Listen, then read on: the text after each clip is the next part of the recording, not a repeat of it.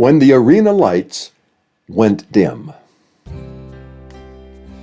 He lived most of his life in the glow of arena lights, dust in his teeth, adrenaline in his veins, and a reputation that walked in 10 minutes before he did.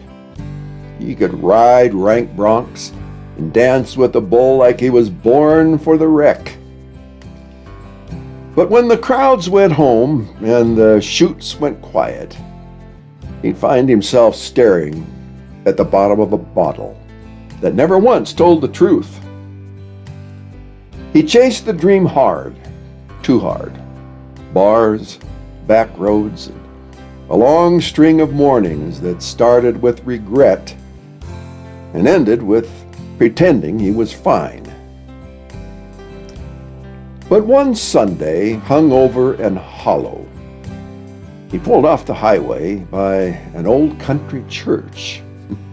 You know, the kind with peeling paint and a leaning steeple and a gravel lot that had seen more repentance than any arena ever had. He meant to sit in the back and then slip out unnoticed. But the Spirit had other plans. Somewhere between the hymn and the preacher's quiet prayer, something cracked open in that cowboy's chest. A whisper he'd been out running for years finally caught him. He saw his life laid out like a busted saddle, and he knew deep down he couldn't patch it anymore. So he laid it all down. The fast living, the empty victories, the nights he couldn't remember, and the mornings he wished he couldn't. Just like those fishermen on the Galilean shore, he left everything. Not because the rodeo was bad, but because Jesus was better. And wouldn't you know it, the Lord didn't take his gifts, he redeemed them.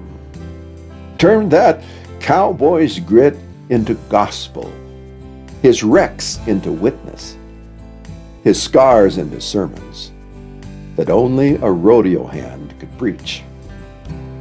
Now he rides a different circuit, arena to arena, cowboy to cowboy, telling the story of the day the arena lights went dim and the light of the world finally broke through. He still smells of leather and dust. He still walks with that easy swagger.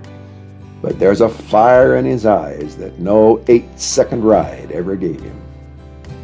And when he steps up to the mic at a cowboy church service under a tin-roof barn, he smiles and says, "I traded my old life for a better trail.